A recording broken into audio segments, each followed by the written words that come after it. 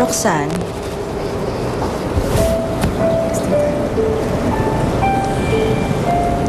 Nakita kang ginawa mo kay Vanessa kanina. Kasi yung asawa kaya itinulak mo siya. Sana, akala ko pa naman mapapabuti sa inyo ang bata. At akala ko rin na minahal na siya na parang tunay na anak ni Leo. Kamali ba ako? Alam, tita. Minahal ko naman siya noon. Nung buhay pa si Angeline. At nagbago ang lahat nang nawala si Angeline? Can you blame me, tita, na magbago kay Vanessa?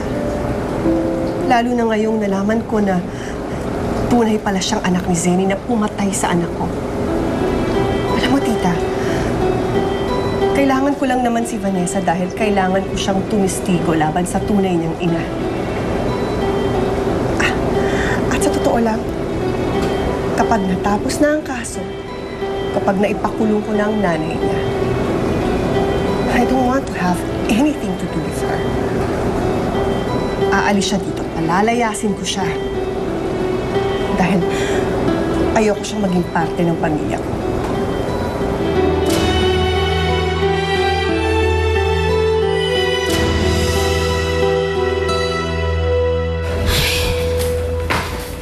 Nakakaloka naman yun.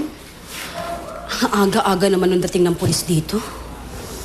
Mars, lumipat kaya tayo ng bahay para sa susunod na may pagtripan si Roxanne na gawin, hindi tayo matunton. Mars, alam mong gustong-gusto kong gawin yon.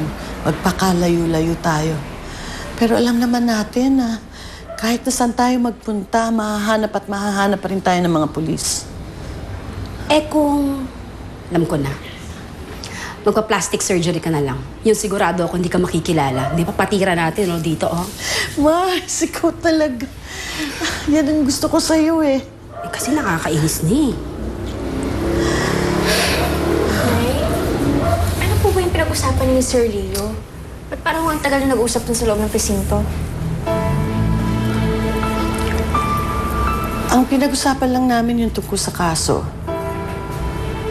Very apologetic si Leo kasi hindi daw niya inakala na iipitin ako at pagtutulungan ako ni Roxanne at ni Vanessa. Hindi na nga, Nay. Pinagtutulungan niya kayong dalawa. Alam niyo, kung may magagawa lang ako, hindi ko hahayaang gawin nila yun sa'yo.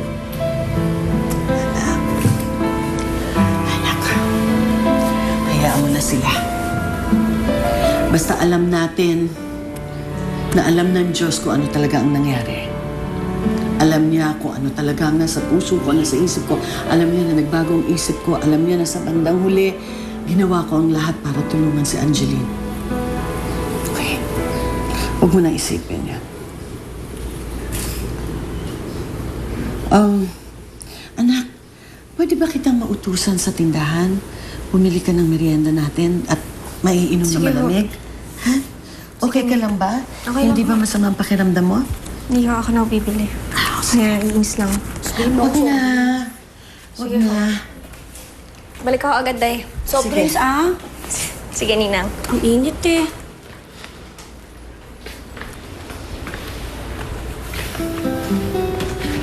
Mars, maming ka.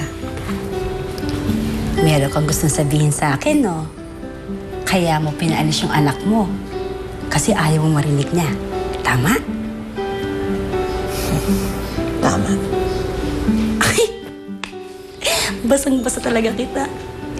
Ang galing-galing ko. Ang talino ko, no? Ano ba yun?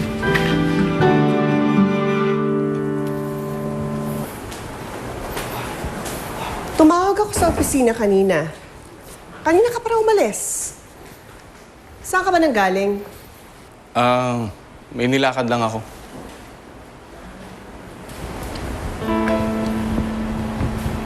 Sa presinto? Let me guess. Ikaw na naman ba ang dahilan? Kaya nakaalis ka agad si Zenny sa presinto?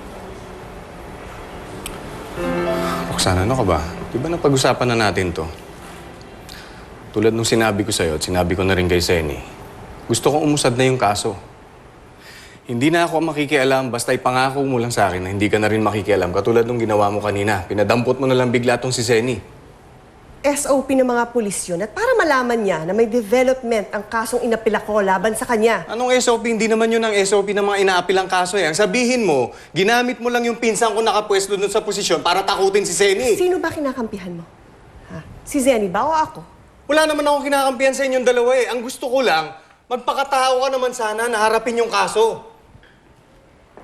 Leo, Roxanne, nag-aaway ba kayo? We're just having a discussion, tita. As usual. Pero hindi na ako sasagot para hindi na tayo mag-away ulit. Good. At ayokong nagkikitang nagtatalo kayong dalawa. Leo, Roxanne, matagal na kayo nagsasama. Ngayon pa ba kayo magkakaganito? Oo nga ho. Anyway, Leo, so, tell me, how was your day? Okay naman ho. Ay, by the way, tita. Meron ho ba kayong kilalang Zenny? Zenny? Oo, nabanggit ho kasi niya sa akin na magkakilala raw kayo.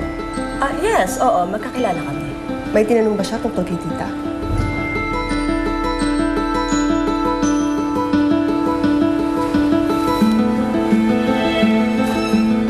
Like what? About Vanessa. Nabanggit mo ba na ampon lang natin si Vanessa?